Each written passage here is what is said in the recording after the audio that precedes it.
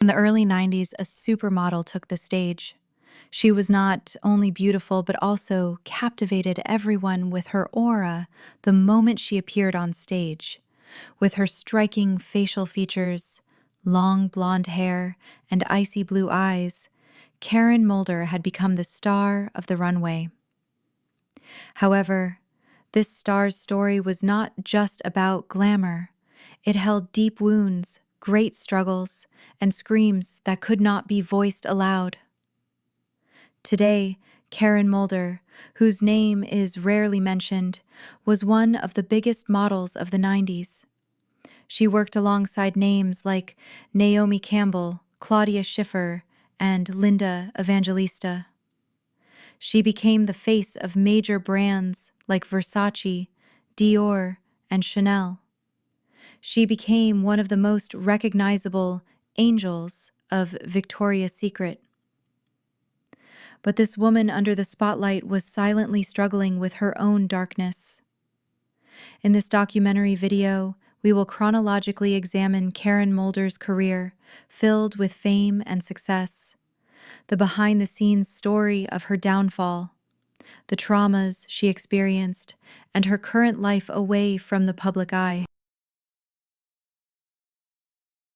Karen Mulder was born on June 1st, 1970, in Vlaardingen, the Netherlands. She came from a middle-class family. Her father was a civil servant, and her mother was a housewife. Karen was a quiet and introverted child who did not stand out much during her school years. However, the rapid changes in her physical appearance during adolescence began to attract the attention of those around her. The change brought by the competition. In 1985, when she was only 15 years old, her life changed when a friend entered her into a beauty pageant without her knowledge. Although this story has been told differently at times, Mulder confirmed in interviews that this event did indeed happen without her friend's knowledge. The competition she entered was the Elite Look of the Year. This internationally organized event was one of the most prestigious modeling competitions of the time. Karen first won the Dutch leg, then came in second at the World Final in Puerto Rico in 1986. Following this success, Elite Model Management immediately signed a professional contract with Karen. The young girl, who was only 16 years old at the time, moved to Paris with her family's permission. This move marked the beginning of Karen's supermodel career. With her move to Paris, Karen Mulder's career began to rise at an incredible pace. At just 17 years old, Vogue Paris, one of the world's most prestigious fashion magazines, wanted to work with her for its cover shoots. Soon after, the Italian, German, American, and British editions also featured Karen's captivating face on their covers. The 1990s supermodel phenomenon. The 1990s were the golden age of fashion and supermodels. Naomi Campbell, Linda Evangelista, Christy Turlington, Cindy Crawford, Claudia Schiffer, and of course, Karen Mulder. These women weren't just walking the runways. They were making their mark on advertising campaigns, magazine covers, and even talk shows. The media of the time dubbed them supermodels. Models were no longer just wearers of clothing. They had become brands in their own right. Karen was right in the middle of this star-studded group. She walked in shows for brands like Dior, Versace, Valentino, Yves Saint Laurent, Lanvin, and Chanel. She became the face of American fashion giants like Calvin Klein, Guess, and Ralph Lauren. In advertising campaigns, her gaze sold not just a garment, but an entire lifestyle. Victoria's Secret Angel. One of the turning points in Karen's career was her collaboration with Victoria's Secret. The brand's angel concept was still in its early stages. In 1996, Karen was the star of the Victoria's Secret fashion show. As she walked the runway with her massive wings, sexy lingerie, and equally captivating smile, the audience was spellbound. She was no longer just a model.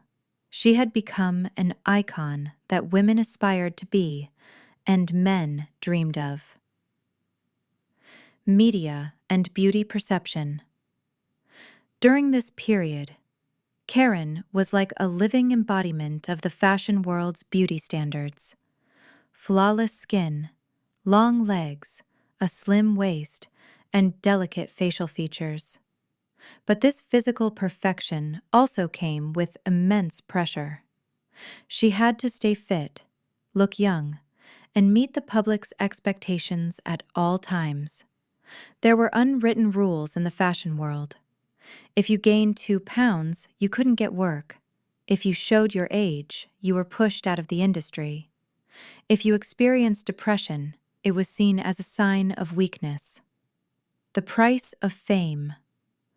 As Karen's fame grew, her private life began to be followed by the media.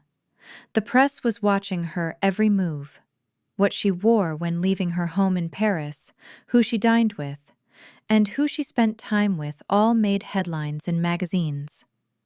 This created an increasing pressure on her inner world. Gradually, changes began to appear in Karen's psychology.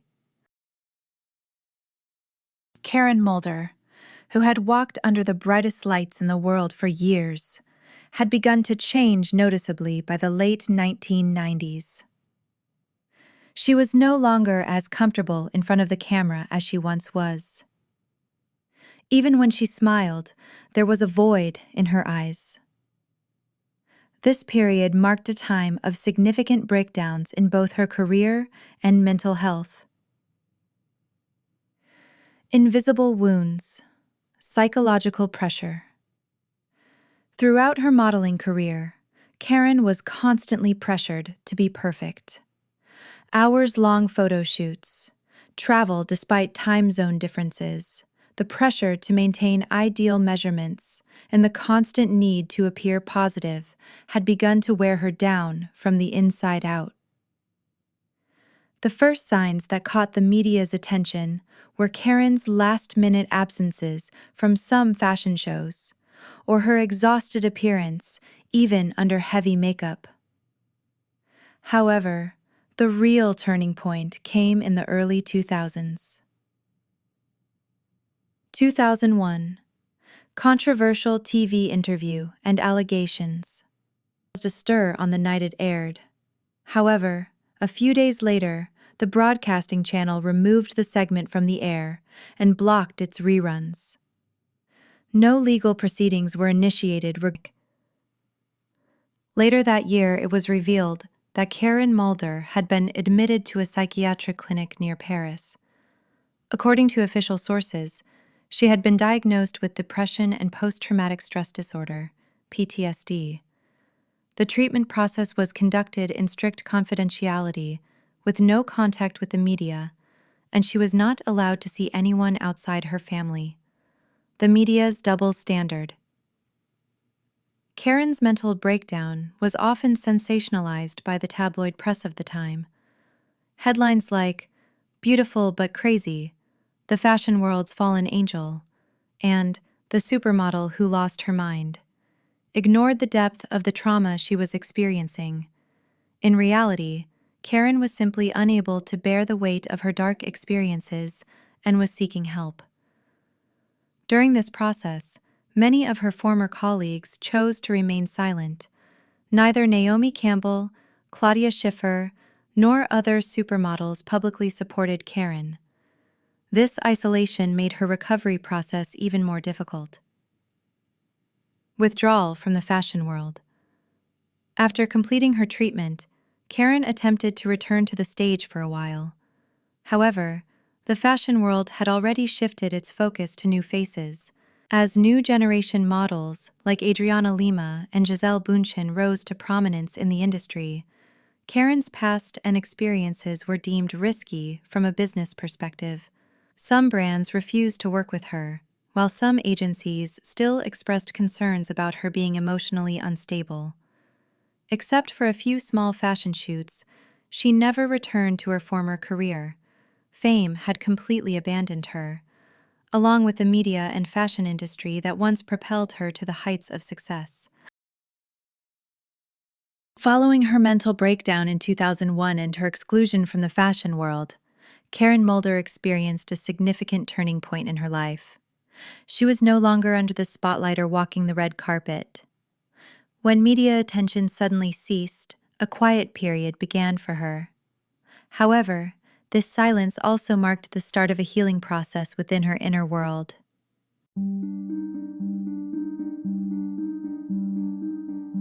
A shadowy life in Paris.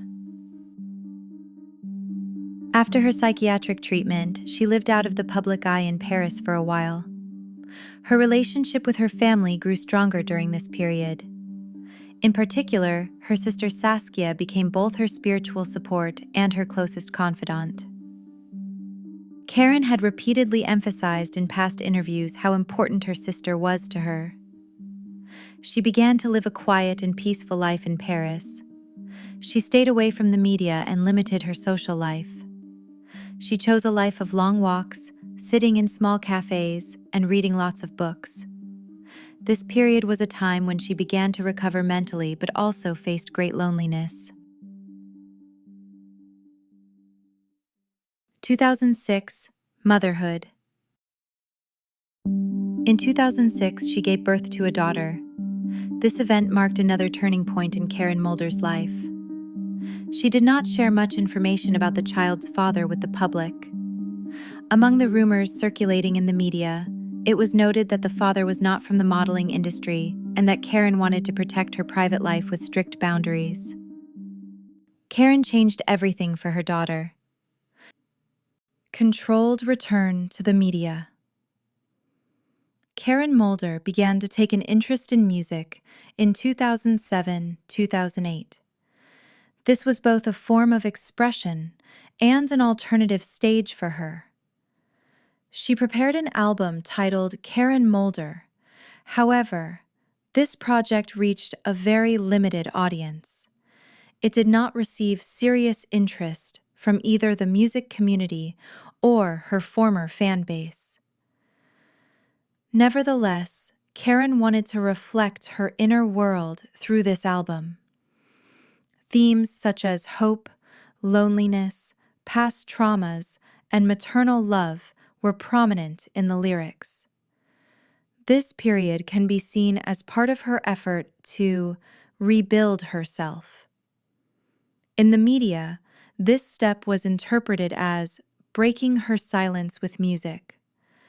However, this comeback attempt was short-lived. The harsh dynamics of the music industry and Karen's ongoing need to protect herself led her to withdraw once again. She eventually stepped away from the stage entirely. Karen Mulder is no longer on the catwalk or in magazine headlines. However, she remains in people's memories as one of the unforgettable icons of the 90s. Today, she lives a largely private life. She is neither an Instagram phenomenon sharing her daily life, nor a former model giving interviews for documentaries. Her choice has been silence, peace, and invisibility. Her current life, a life away from cameras, living in seclusion. In recent years, Karen has rarely been seen. According to media reports, she lives in France, specifically in a small town outside Paris. This choice reflects her past traumas, media pressure, and resentment toward the industry. She leads a modest life with her daughter. She enjoys spending time in nature, silence, and anonymity. She no longer wants to be recognized. Information from those close to her indicates that Karen is still undergoing therapy, and while she can be very cheerful on some days, there are periods when she completely withdraws into herself. This suggests that her mental state is not entirely balanced, but she has found enough stability to continue living her life. Has the fashion world forgotten her, or is it a silent tribute? What's interesting is that there's been very little retrospective celebration or tribute content produced about Karen Mulder. For example, Vogue archives, retrospectives, or special projects created for many supermodels haven't been done for her. While names like Naomi Campbell, Cindy Crawford, or Claudia Schiffer are still active today, Karen seems to have been left on the sidelines as if she weren't part of that star-studded generation. This situation, according to some fashion critics, reflects the industry's indifference to the traumas she experienced. Karen was subjected to a kind of silent embargo because she openly criticized the industry and the people within it. However, this silence also contributed to her efforts to protect her private life. Karen Mulder in Internet Culture Online, especially in fashion nostalgia forums, Tumblr blogs, and Reddit subreddits, Karen is still seen as an icon. She is referred to as a goddess descended to earth and the most elegant angel of the 90s. Her runway walks, especially from Victoria's Secret fashion shows, are still frequently shared. In some videos, she is referred to as the most beautiful woman in the world. However, alongside these accolades, there is criticism that her traumas are not discussed enough.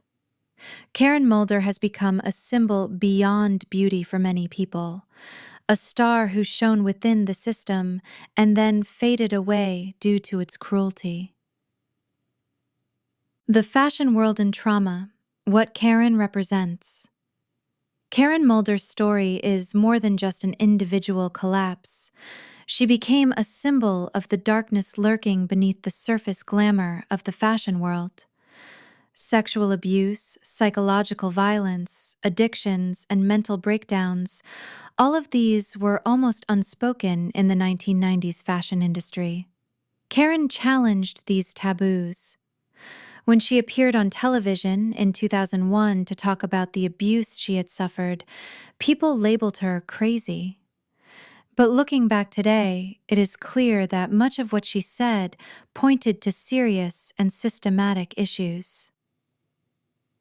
Her meaning today. Karen Mulder no longer speaks out. She doesn't appear in the media, write books, or have a presence on social media. But even her silence has become a message. She is one of the rare figures who came from within the system, but openly criticized it. In this way, she represents both a tragedy and a resistance. Karen's story reminds us that glamour does not always mean happiness, and sometimes those who are applauded the loudest are the ones screaming the loudest inside. Karen Mulder was not just a supermodel, but also a figure who confronted the dark side of the system early on. Her story reveals the deep wounds behind the glittering catwalks. If her name is still remembered today, it is not just because of her physical beauty, but because she remains standing quietly despite all the hardships she endured. This documentary video is a tribute to her, because some stars continue to illuminate the darkness even after they have faded away.